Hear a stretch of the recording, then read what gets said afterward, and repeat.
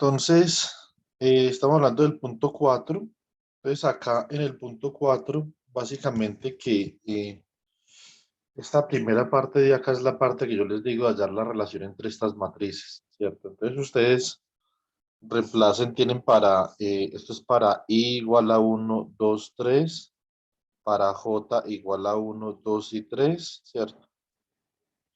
Y pueden reemplazar estas matrices en esta operación de acá. Esta operación se llama un conmutador entre los elementos del grupo SO3, ¿cierto?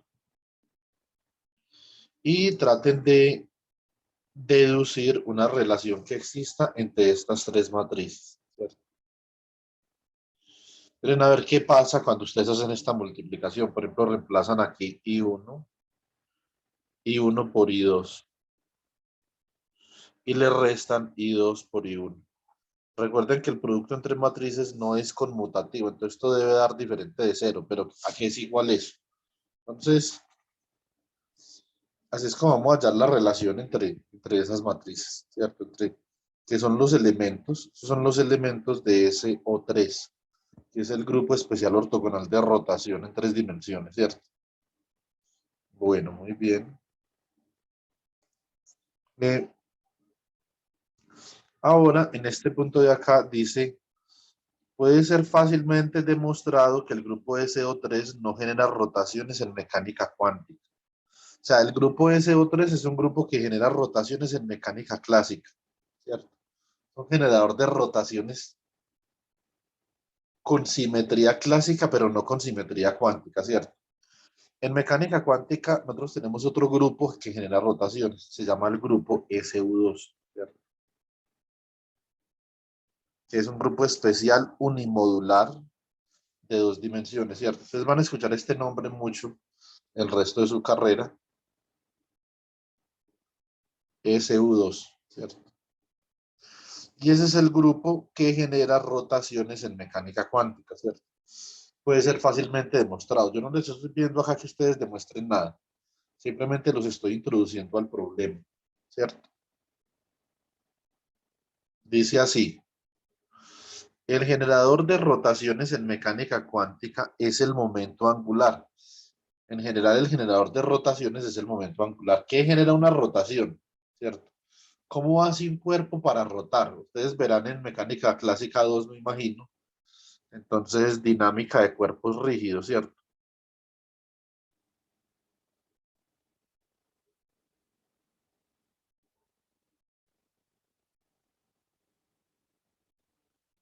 Esta vaina es complicada. ¿Cómo hace un cuerpo rígido para rotar? Un cuerpo rígido rota en la medida que posea momento angular, ¿cierto?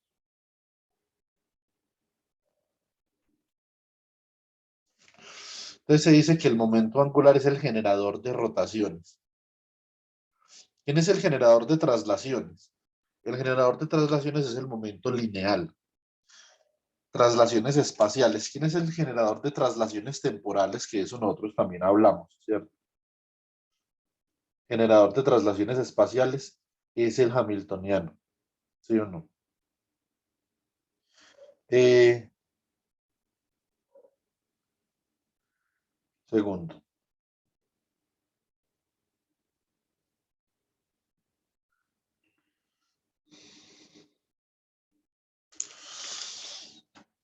Listo. Entonces, en mecánica cuántica, bueno, sobre todo en mecánica cuántica, el momento angular es muy importante porque el momento angular hace manifiesta la estructura de la materia, ¿cierto? Cuando nosotros tenemos, si yo por ejemplo les mostrara a ustedes por acá, busquemos una cosa, busquemos tabla periódica, por ejemplo, ¿cierto?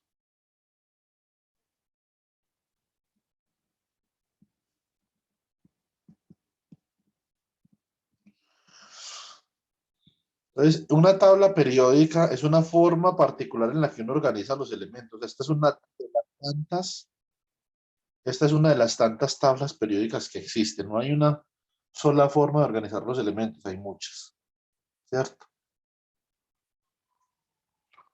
Y muy bien. Entonces nosotros, por ejemplo, acá podemos ver mm, un tipo de organización. Tenemos el hidrógeno, ¿cierto? Que es claramente un no metal, ¿cierto? Tenemos los gases nobles. Tenemos, por ejemplo, muy importantemente, tenemos, un segundo,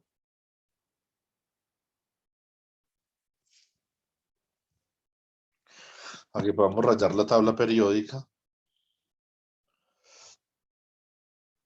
En esta sección de acá tenemos lo que conocemos como los metales de transición, ¿cierto?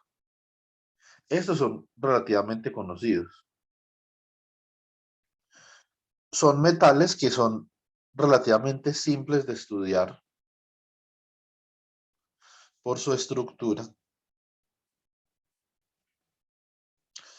y que sobre todo el generador de rotación en cada uno de estos sistemas físicos tiene una estructura relativamente simple comparado, por ejemplo, con el generador de rotación en estos sistemas físicos de acá.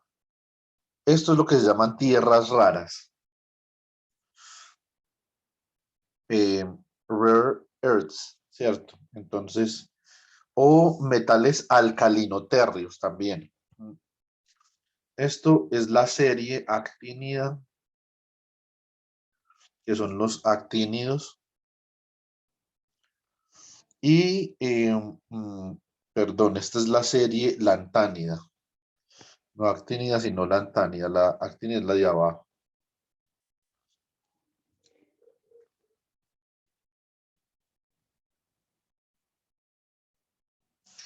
Y esta acá es la serie lantánida.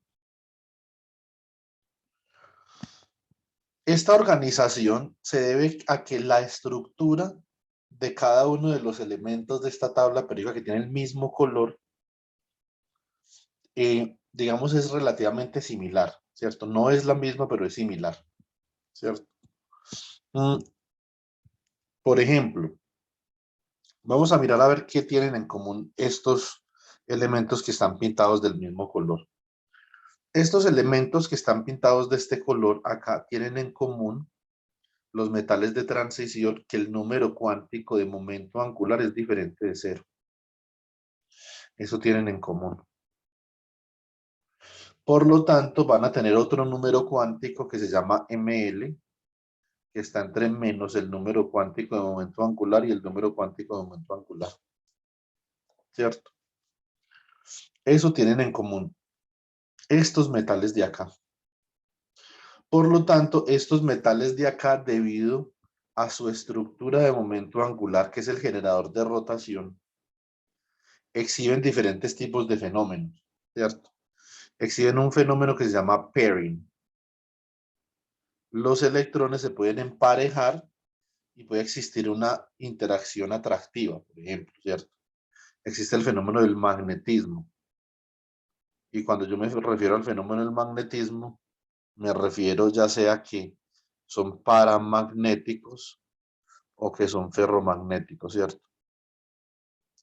Esto está relacionado con el momento angular, es decir, el momento angular y la simetría de rotación es la que le da la estructura a la materia.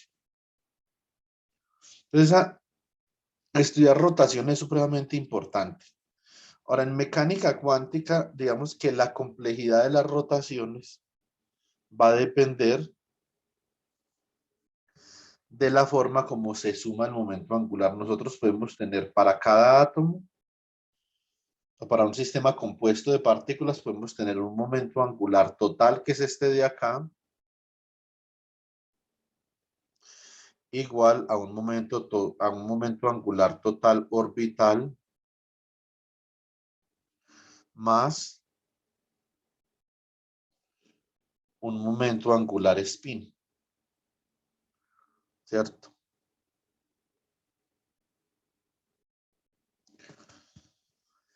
Esta suma de momento angular es importante, dependiendo de qué tanto contribuya, dependiendo de qué tanto contribuya este L de acá, que es la parte orbital al total, y este S de acá, que es la parte spin al total, entonces ustedes van a tener un tipo de estructura diferente. Hay un fenómeno que es muy apreciable en la serie lantánida y la serie actínida. Por ejemplo, en el gadolinio, en el turbio, el disprosio, estos son átomos que yo he trabajado, los otros no lo he trabajado tanto.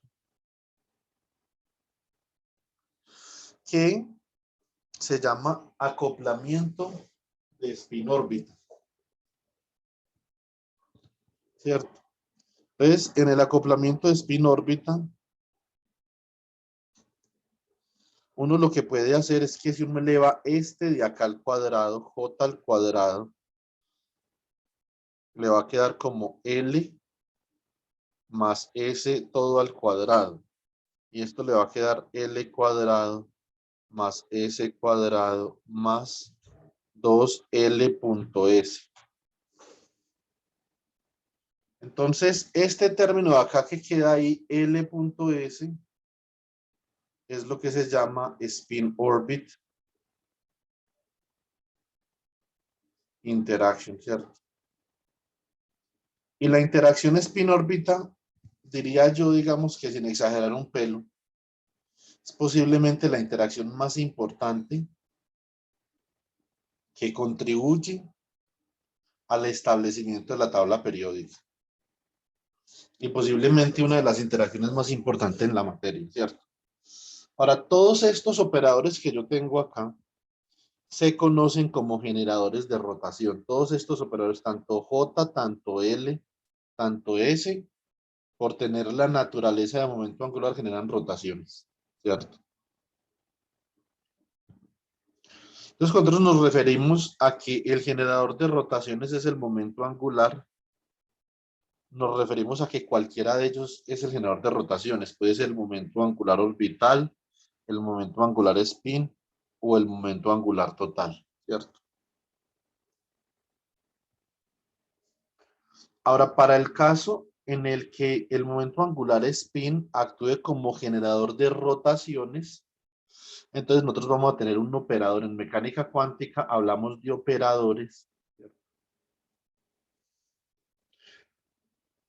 Y este operador es el generador de rotaciones, así se le conoce como generador de rotaciones, o es el operador que depende del generador de rotaciones, que sería el spin en este caso, ¿cierto? Bueno, muy bien. Ahora, donde S es el operador spin, N es un vector unitario definiendo el eje de rotación y θ es el ángulo de rotación. Demuestre que para partículas de spin un medio, el operador de rotación queda dado de la siguiente forma. Y demuestre que el determinante es igual a 1, donde sigma es el vector con componentes sigma x, sigma y, sigma z, siendo sigma x, sigma y y sigma z estas matrices de acá. Y esto se llama espinor, ¿cierto? Esto no es un vector, sino un espinor. Y la diferencia entre un vector y un espinor es que el espinor transforma diferente bajo rotaciones, ¿cierto? Acá hay una sugerencia. Esta sugerencia es la siguiente.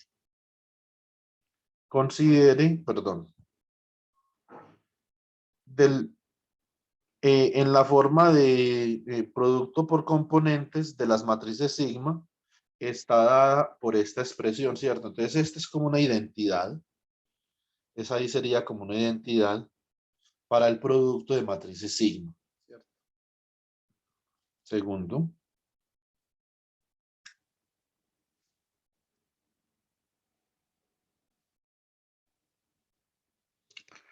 Mira, chicos, esta fue la clase de mecánica cuántica que no pude dar ayer. Comencé a darla y no pude terminar. Entonces ahí les pido de nuevo disculpas a las personas que me estaban esperando para la asesoría. Me tocó que venirme de la finca de mi suegro para la casa otra vez para poder tener internet. Entonces, de nuevo, mil disculpas por eso. Estaba dando clase de cuántica y no pude acabar. Solamente tenía esa hojita. Bueno, muy bien. Entonces, Esta identidad de acá sería que si yo multiplico cualesquiera de esas dos matrices o cualesquiera de esas componentes de ese vector sigma, siendo sigma i, sigma j, esto es delta ij más i e i jk por sigma k, donde acá estamos utilizando la convención de producto de índices de Einstein que hemos venido utilizando en las transformaciones de Lorentz, ¿cierto? Entonces, ¿qué nos dice el problema? Nos dice que si nosotros utilizamos, acá no colocamos esa suma porque como los índices que se repiten son los que se están sumando, entonces pues no colocamos esa sumatoria. Nos dicen que demostremos que esto es cierto y que después consideremos las expansiones de Taylor para el seno de x, coseno de x y a la x para demostrar que el generador de rotaciones para que el operador asociado con el generador de rotaciones S viene dado por D super un medio, donde un medio es el valor del spin total, ¿cierto? Que depende de teta y n, o sea, el ángulo de rotación y el eje alrededor del cual está rotando. Y esto sería igual a coseno de teta, naturalmente, como esto es un operador, acá tiene que haber un operador, o sea, un operador identidad, más o menos y sigma punto n seno de teta medio, ¿cierto? Entonces vamos a ver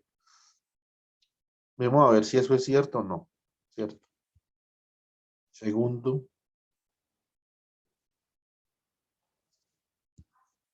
Bueno, muy bien.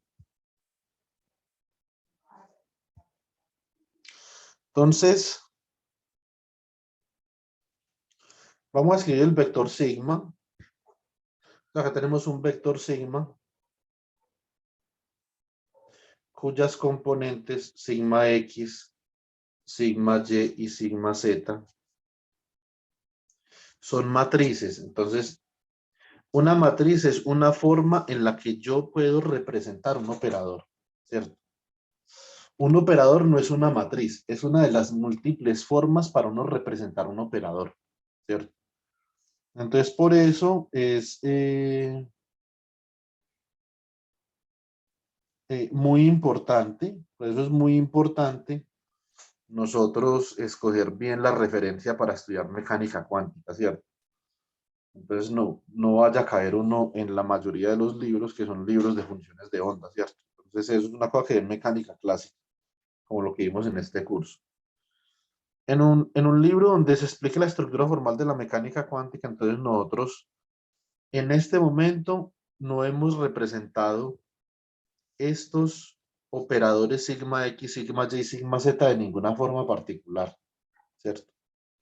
Una vez nosotros escogemos una base, un espacio de vectores para representar estos operadores, entonces en ese momento nosotros representamos, vamos a decir que el operador sigma x se puede representar como 0, 1, 1, 0. El operador sigma y se puede representar como 0 menos y 0, ¿cierto? Y el operador sigma z se puede representar como 1, 0, 0 menos 1. Hay propiedades interesantes que uno puede notar de estas matrices, o sea, no solamente esta propiedad del producto de componentes que nosotros tenemos acá, no solamente esta, sino también, por ejemplo, que la traza de cualquiera de estas matrices para i igual a x, y o z es igual a 0, por ejemplo, ¿cierto? Otra propiedad que nosotros podríamos notar, si ustedes elevan alguna de estas matrices al cuadrado, por ejemplo, sigma x al cuadrado, sería 0, 1, 1, 0, 0, 1, 1, 0, ¿cierto? Entonces 0 por 0 más 1 por 1 da 1, 0 por 1 más 1 por 0 da 0, 1 por 0 más 0 por 1 da 0, y 1 por 1 más 0 por 0 da 1. O sea que sigma i al cuadrado, esto es básicamente igual a la matriz identidad, ¿cierto? Esta es otra propiedad que tienen estas matrices. Pero otra propiedad importante que tienen estas matrices es esta que a nosotros nos dicen acá en la sugerencia que tratemos de demostrar. Es esta propiedad de acá. Esto lo van a utilizar hartísimo, mucho. Y hasta de pronto en el punto de la ecuación te dirá que el último punto puede que utilicen también esta identidad. Entonces,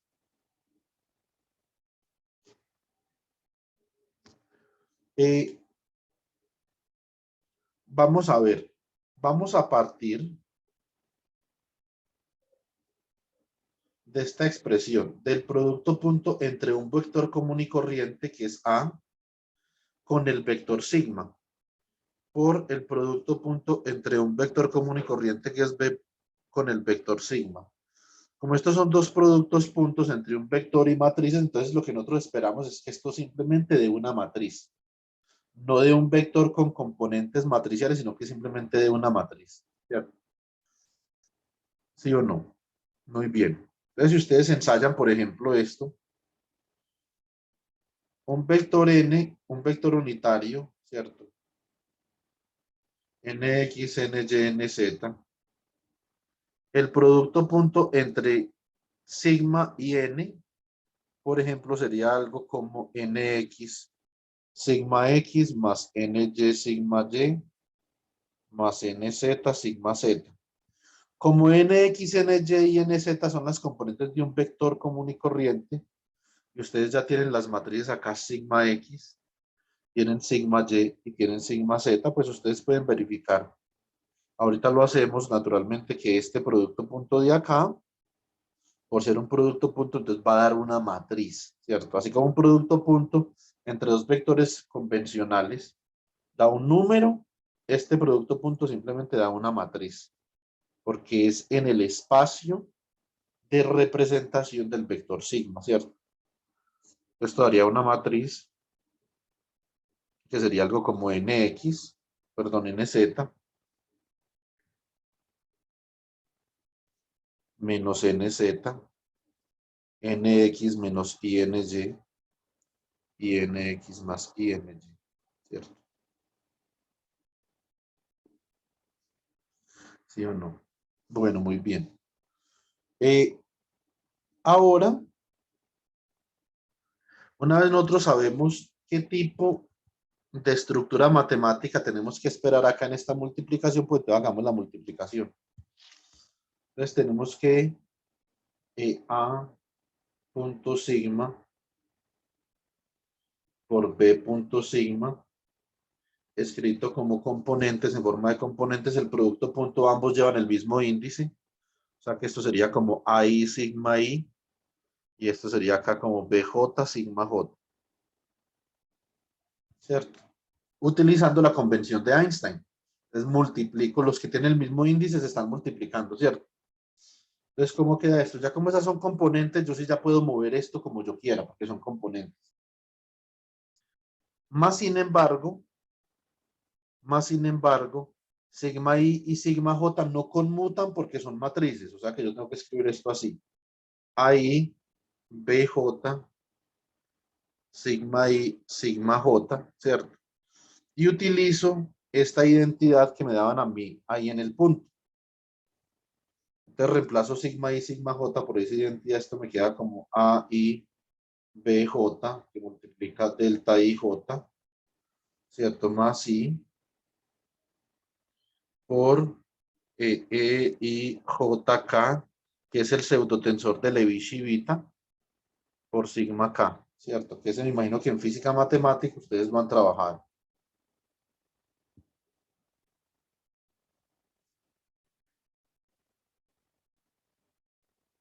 Muy bien. Entonces expandimos este producto, entonces esto queda como AI BJ por delta IJ más I por AI BJ EIJK sigma K. Ustedes también de su curso de física matemática deben de reconocer que este término de acá no es otra cosa que la componente késima del producto cruz entre A y B, ¿cierto? Este es el producto cruz escrito en términos de componentes. Como el producto cruz es una operación antisimétrica, es natural que nosotros tengamos el término késimo del producto cruz escrito en términos de un tensor antisimétrico como de IJK, como también es el tensor de estrés de Maxwell que nosotros vimos hace 15 días, ¿cierto? Entonces el tensor de estrés de Maxwell también es un tensor antisimétrico.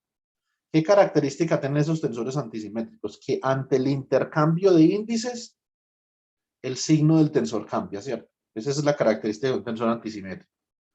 Por lo tanto, yo puedo continuar escribiendo esto así, entonces esto quedaría como AI, BJ, delta IJ más I, A cruz B, la componente késima del producto cruz, sigma K. Los índices que tienen los mismos, perdón, los elementos que tienen los mismos índices es un producto punto, como lo que hicimos acá. El producto punto lo descomponemos en el producto de dos elementos con el mismo índice.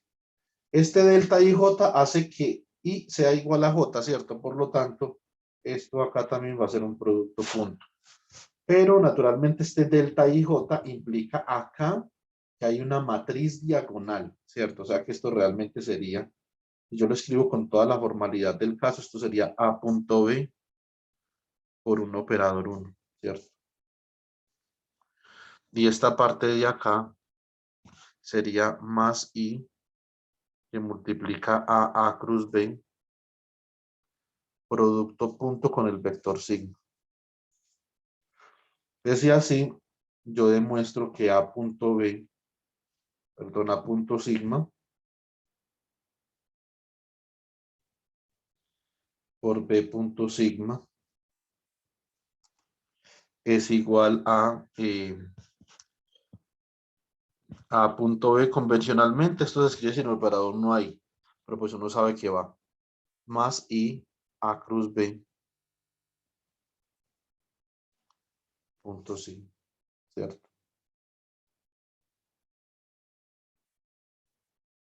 Bueno, muy bien. Entonces ahora, para nosotros realizar este problema que tenemos entre manos, vamos a utilizar una serie de Taylor acá. Entonces, esta definición del operador de rotaciones que yo tengo acá, de teta n, ¿cierto? Para el generador de rotaciones S, esto se cumple para cualquier generador de rotaciones. Lo que pasa es que el tratamiento, dependiendo del valor de ese generador, va a ser diferente, ¿cierto? Entonces, en este caso, el spin total es de 1/2. Y para spin de 1/2, ¿cierto? Entonces, nosotros sabemos que el operador spin es igual a h barra medios por el vector sigma, ¿cierto? Entonces, vamos a utilizar esa información valiosa para comenzar a estructurar el problema. Entonces, D de teta, n, donde n es un vector unitario, ¿cierto? Es igual a E a la menos I sobre H barra, operador spin, producto punto con el vector unitario en la dirección del eje sobre el cual estamos rotando por el ángulo de rotación, ¿cierto? Entonces reemplazo la representación de S para spin 1/2 y esto me queda como E a la menos I sobre H barra por H barra medios sigma, que es el vector sigma producto punto con el vector unitario por teta. Por eso ahorita les dije que de alguna forma nos iba a quedar este producto punto sigma punto n, ¿cierto? Entonces así nos queda este chisme de acá. Entonces se cancela H barra con H barra y esto nos queda E a la menos I sigma punto n teta medios. Entonces acá decimos, vamos a hacer una expansión en Taylor, entonces Taylor expansion.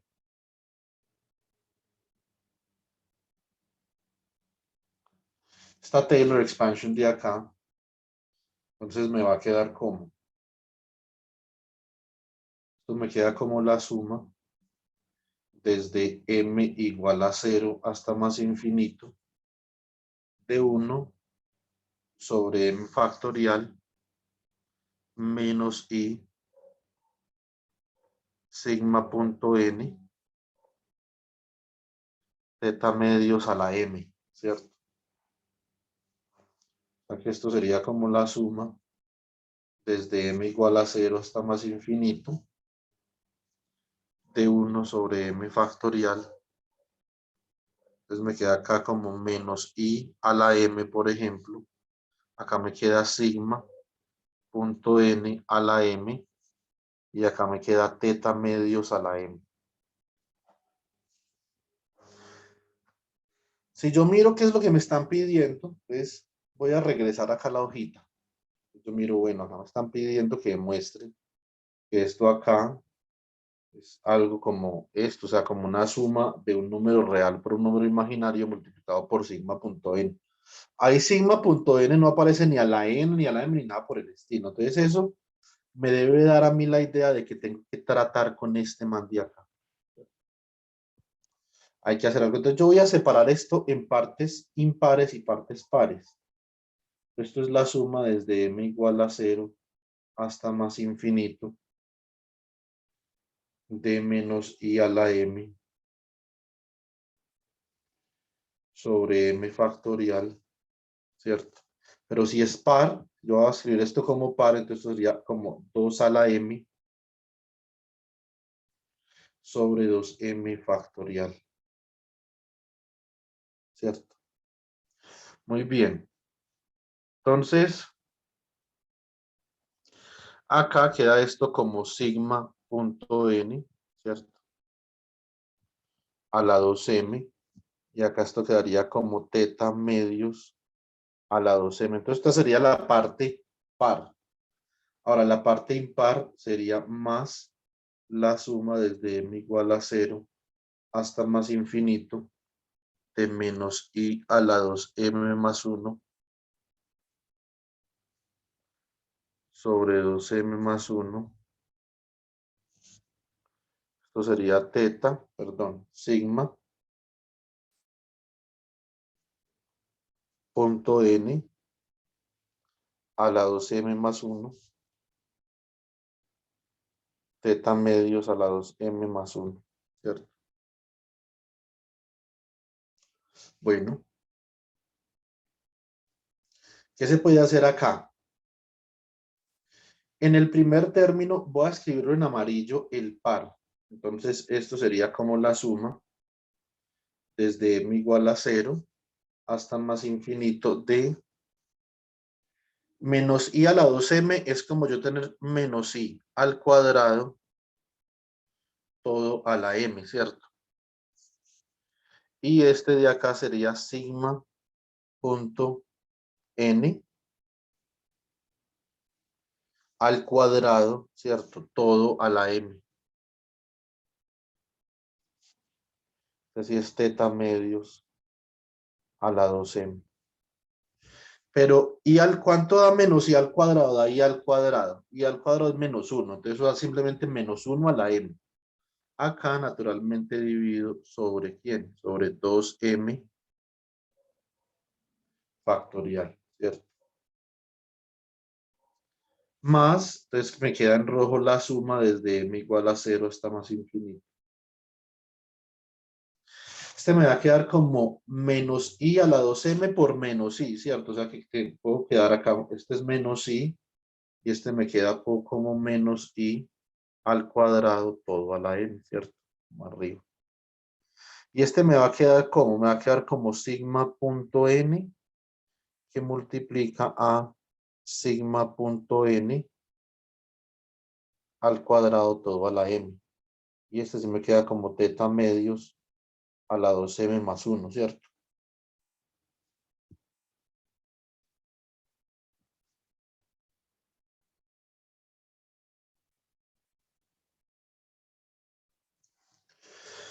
Muy bien.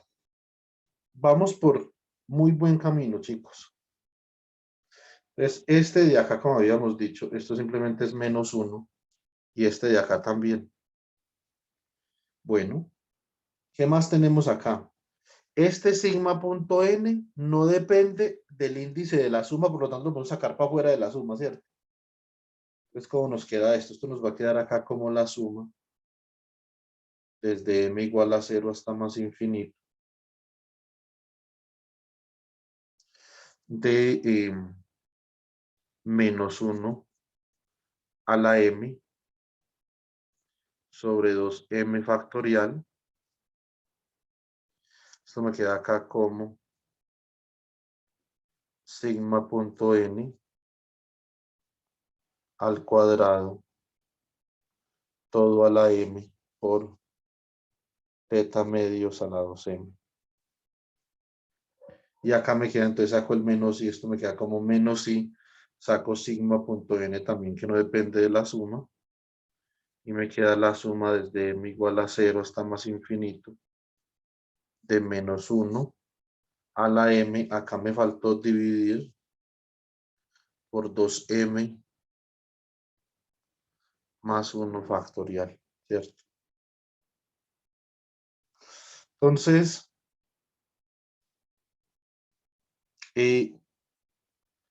acá divido por 2m más 1 factorial, porque es la parte impar.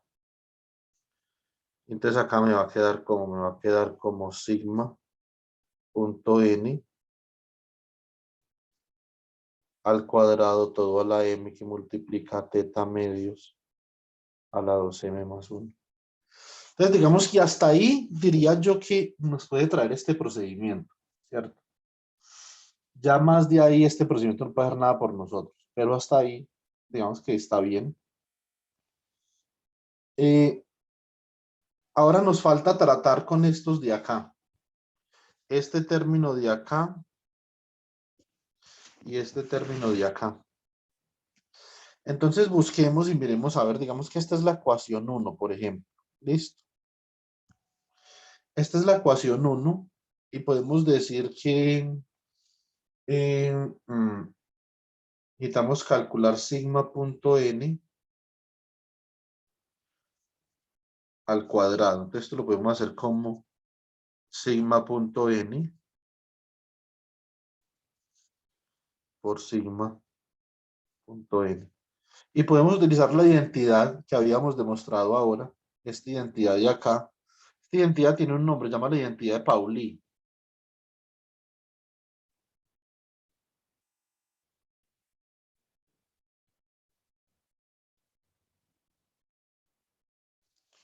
Listo.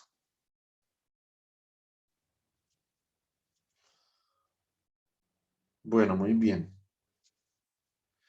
Entonces, si utilizamos esa identidad, ¿cómo nos queda esto? Esto nos va a quedar como el producto punto entre n y n, o sea, la magnitud de n cuadrado, ¿cierto?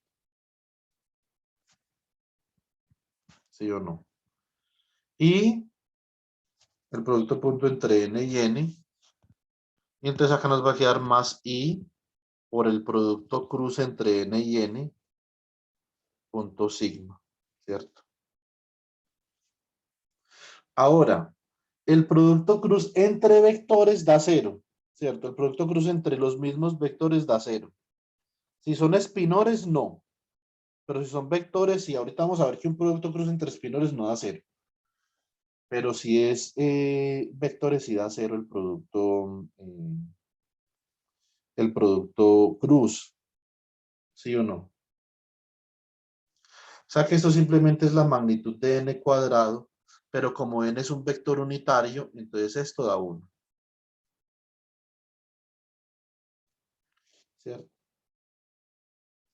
Fantástico. Eso significa que este término de acá quedaría como 1 a la m, o sea que todo este término da 1 y todo este término también.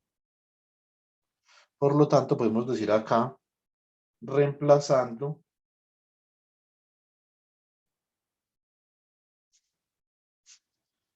en la expresión 1,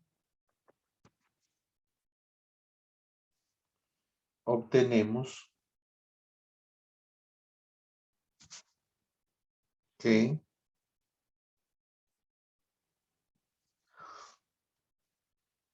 Entonces, el operador de rotación sobre un ángulo sobre un ángulo teta alrededor de un eje determinado por este vector unitario de acá. Entonces me va a quedar, acá tengo esta serie en amarillo, ¿cierto? Entonces la escribimos. Me queda como la suma desde m igual a 0 hasta más infinito, ¿sí o no? De menos 1 a la m sobre 2m factorial que multiplica, entonces este término da 1, o sea que esto queda como teta medios a la 2m, ¿sí o no? Bueno, muy bien. Y acá en rojo entonces nos había quedado como menos i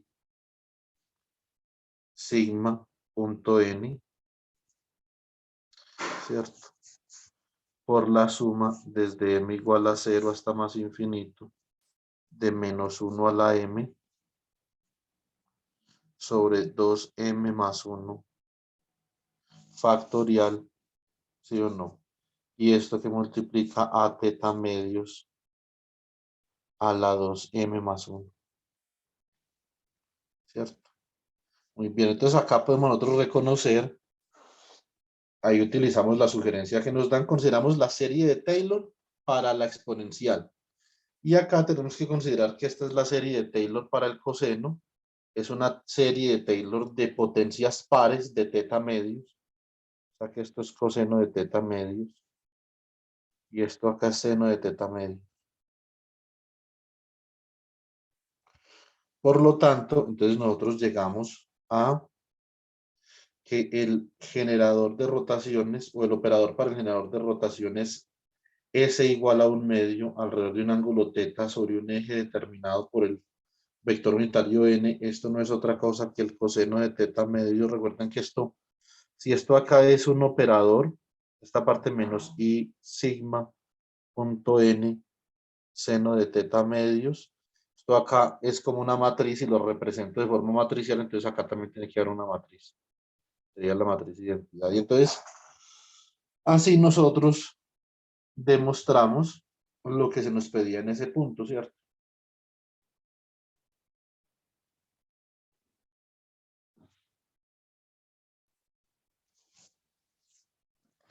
Bueno, muy bien.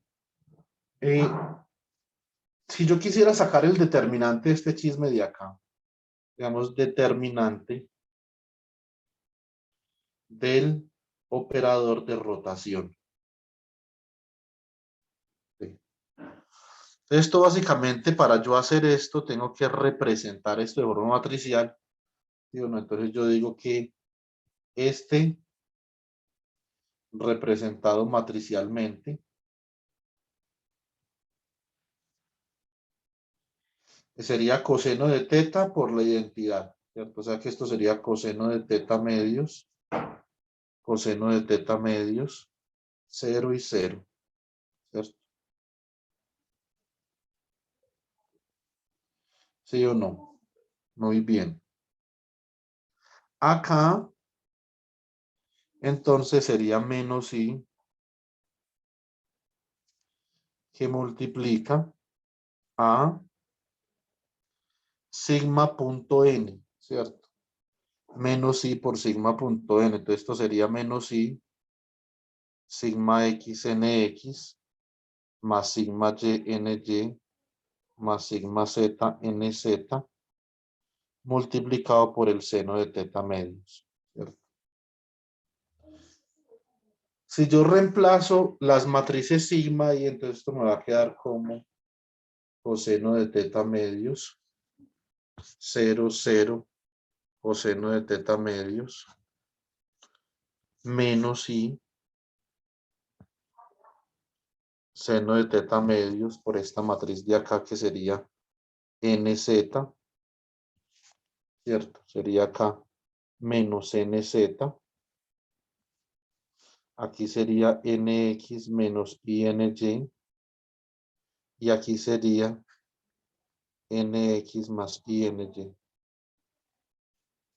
O sea que esto queda como coseno de teta medios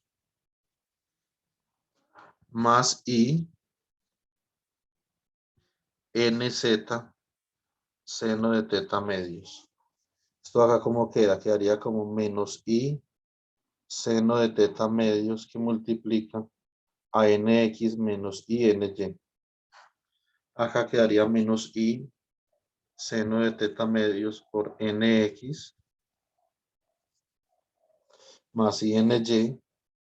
Y acá quedaría coseno de teta medios. Este menos de acá por este de acá da más, ¿cierto? O sea que esto sería un segundo. Y este porque me quedó menos acá. Y me quedó más. No, este es un menos. Este sería menos porque este sería menos I por NZ positivo. Y este sí sería más. Más I NZ seno de teta medios. Esa sería la representación matricial de ese operador, ¿cierto? Por lo tanto, con esa representación matricial, pues se puede hacer el determinante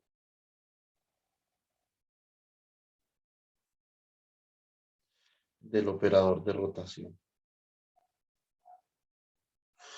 El determinante de este operador de rotación es básicamente lo siguiente. Entonces multiplico acá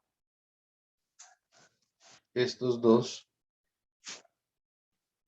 O sea que me queda como coseno de teta medios menos INZ seno de teta medios por coseno de teta medios más INZ seno de teta medios, ¿cierto? Acá, entonces multiplico estos de acá también en cruz.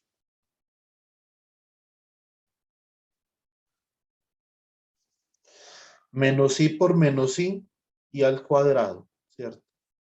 Por el menos del determinante, porque eso es cruzados de la diagonal menos cruzados de la antidiagonal. Con ese menos del determinante eso da más, ¿cierto?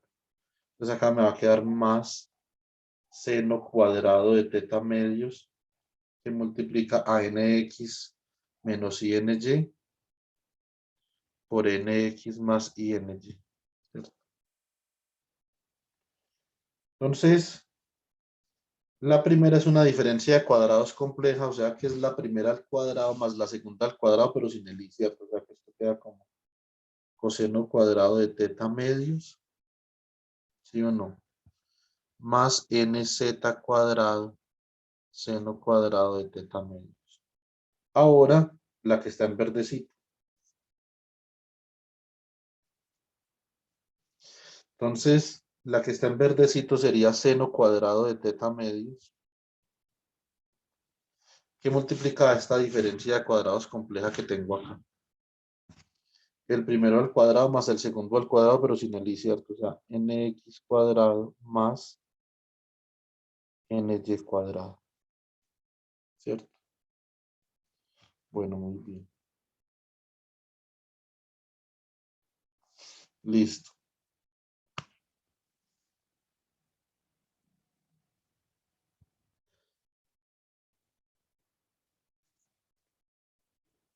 Coseno cuadrado de teta medios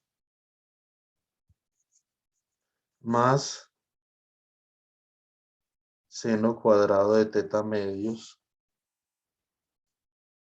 nx cuadrado más ny cuadrado más nz cuadrado, pero este es un vector unitario. O sea que es un vector de norma unitaria, ¿cierto? Por lo tanto, esta suma de a cada uno.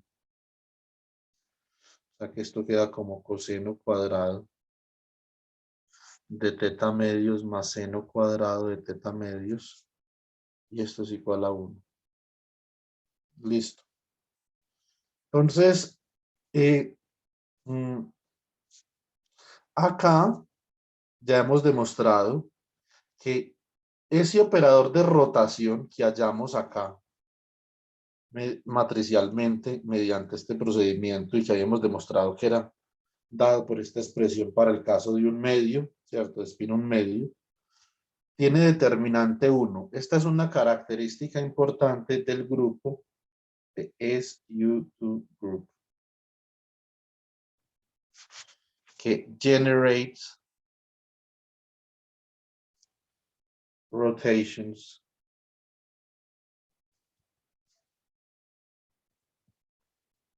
in quantum mechanics.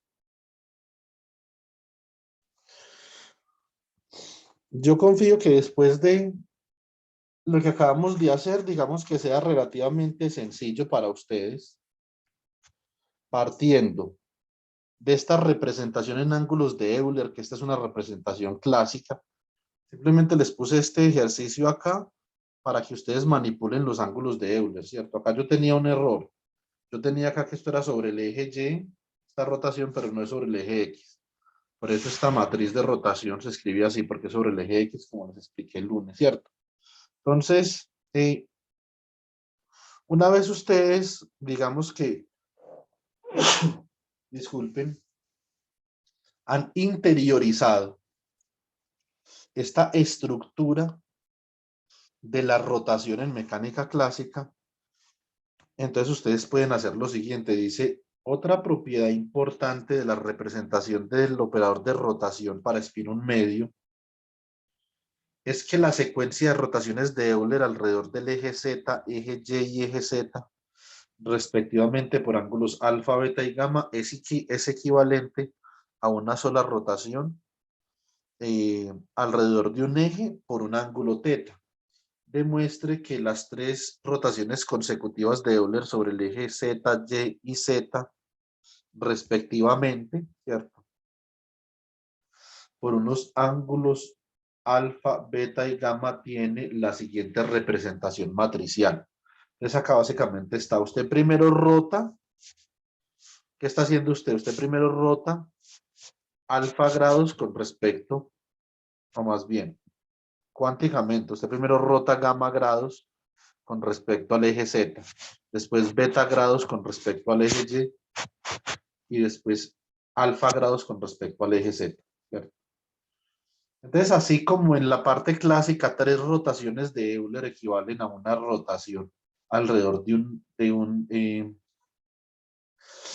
eje particular, en mecánica cuántica, acá el producto de tres representaciones SU2, estas son tres SU2, esta es SU2, esta es SU2, esta es SU2, ¿cierto? Esto debe de corresponder a una rotación alrededor de un ángulo particular. Después de lo que nosotros hemos hecho, yo confío plenamente, estoy convencido, no confío, estoy convencido que ustedes pueden solucionar esta parte de aquí al lunes y encontrar el ángulo teta. Esta parte la podemos discutir el lunes, listo. Y también la parte de estos ángulos de Euler, los ángulos clásicos de Euler. Me imagino que esto ustedes lo verán en cuerpo rígido, en mecánica clásica 2, pero digamos que acá lo único que yo les pido es que ustedes hallen este producto matricial y que demuestren que las componentes de esta matriz vienen dadas por estos términos de acá, ¿cierto? Entonces, ya después si a ustedes les interesa, entonces pueden, digamos, expandir su conocimiento sobre los ángulos de Euler. Les recomiendo el libro de Marion y Thornton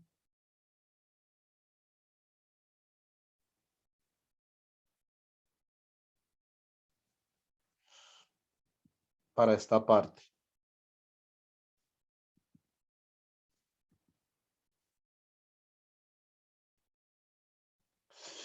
En el libro mío, yo tengo el libro físico, esto es la página 440, o sea, yo no sé cómo era en el libro digital, pero pues ustedes pueden buscar. Listo. Bueno, muy bien, entonces, digamos que solamente nos falta esta partecita de este punto 4. Este punto 5 ya lo hicimos en clase, ustedes lo único que tienen que hacer es demostrar mediante los postulados de la teoría especial de la relatividad que beta es B sobre C, ¿cierto? El miércoles demostramos este teorema de adiciones, ¿cierto? Y concluimos determinando V para el caso en que ambas de las velocidades relativas entre sistemas de referencia al estándar observador inerciales, ambas de esas velocidades relativas, ¿sí o no? Entonces correspondan a la velocidad de la luz. Y vemos que entonces la velocidad relativa entre sigma y sigma 2' era equivalente a la velocidad de la luz, ¿cierto? Debido a que la regla de suma, desde la perspectiva lorentziana, nosotros la demostramos, era igual a B1 más B2. Esto tiene sentido desde la perspectiva galileana, pero desde la perspectiva lorentziana, en el límite ya relativista, o para el caso relativista, que es el caso exacto, esto sería como 1 más V1 por V2 sobre C al cuadrado, ¿cierto? Entonces esta fue la regla de suma de velocidades que nosotros derivamos el miércoles. Muy bien, entonces este también está listo.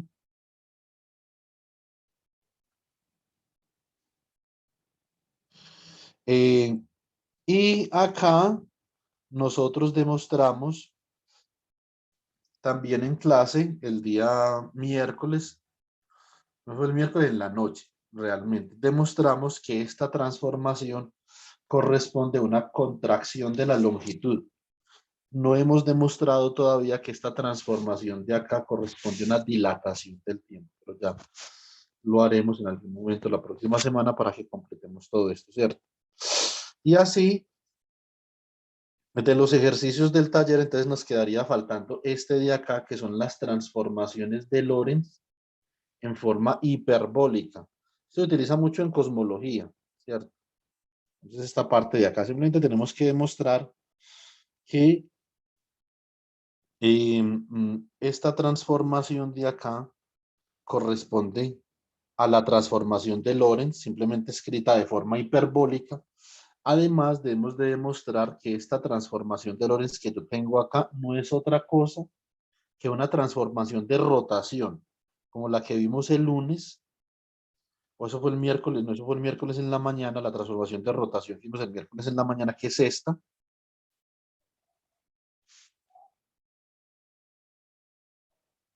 No, creo que eso fue el lunes, no recuerdo. Ya le estoy creando la lista de reproducción, ya las mando ahorita con Valentina un momentico. Entonces,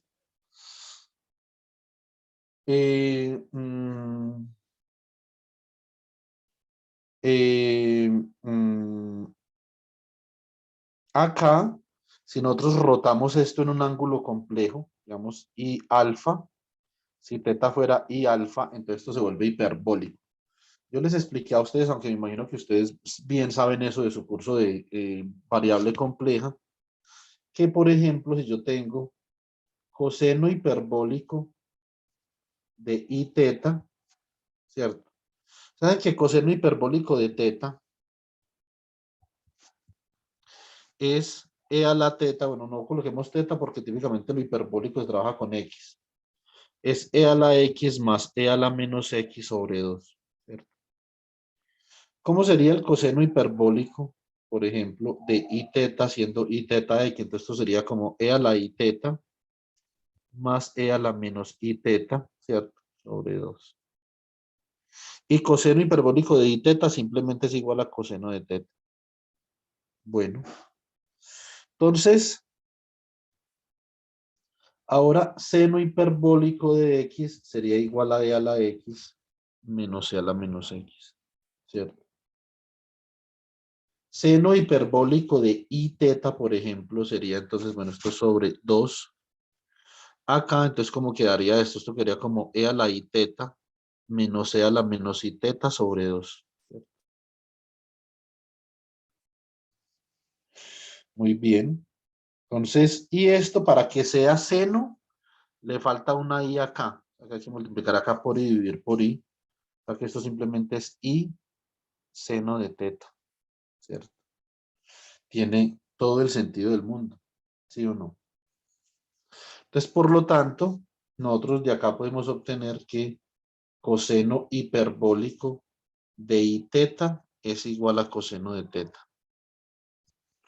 Y podemos obtener que seno hiperbólico de I teta es igual a I seno de teta, ¿cierto? Fantástico. Coseno hiperbólico de I teta más seno hiperbólico de I teta, por lo tanto, no es otra cosa que E a la I teta. ¿Sí o no? Bueno, muy bien. Entonces, y acá, pues ese es un problema bastante interesante. Si a ustedes de pronto les va a gustar la cosmología, van a ver que esto no es relativamente común. Yo no, como nosotros no estuvimos juntos desde el principio, sino que yo llegué como a mitad de semestre o un poquito más allá, nosotros no alcanzamos a explorar en detalle la teoría de scattering, ¿cierto? Entonces, aunque este ya es un problema del parcial que ustedes deben de hacer, que es el scattering de Rutherford, pero yo les doy los pasos muy detallados para que ustedes puedan llegar. Eh, mm, yo creo que sería bueno que hiciéramos un repaso de la teoría de scattering, que miráramos a ver cómo se puede hacer este ejercicio. Entonces eso lo podemos hacer el lunes en la hora que teníamos destinada. Entonces este problema de acá para que ustedes ya terminen y lo puedan digitar. Y los dejo iniciados en este problema de scattering de Rutherford, ¿cierto? Y podemos ver algo de cinemática. Entonces podemos ver algo de cinemática para que ustedes tengan acá elementos, aunque ustedes ya deben de ver esto, pero igual lo podemos repasar elementos para este y para este de acá, ¿cierto? Y este punto de acá, pues sí es supremamente sencillo, ¿cierto? Hay 10 minutos acá en ese punto.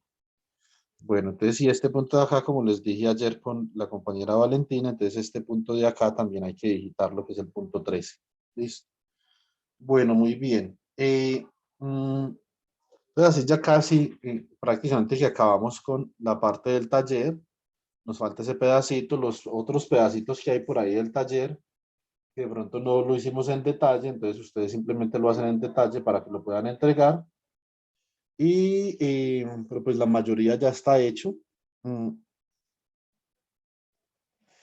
em, Recuerden que la forma como yo califico los parciales es que doy una ronda por todos los parciales, reviso cuál es el mejor, al mejor le pongo 5 y de ahí comienzo a calificar, de ahí para abajo comienzo a calificar, siempre y cuando el mejor, eh, digamos, satisfaga un umbral, ¿cierto? Y el mejor parcial en este caso satisface con creces el umbral, con creces. Es impresionante, ¿cierto? Entonces, mm, ya ahí vamos a comenzar a calificar relativamente a ese parcial. Entonces ya ahorita seguimos en un momentico. Reposemos unos 10 minuticos, entonces miramos ya cómo continuamos. Listo, chicos. Nos vemos en 10 minuticos.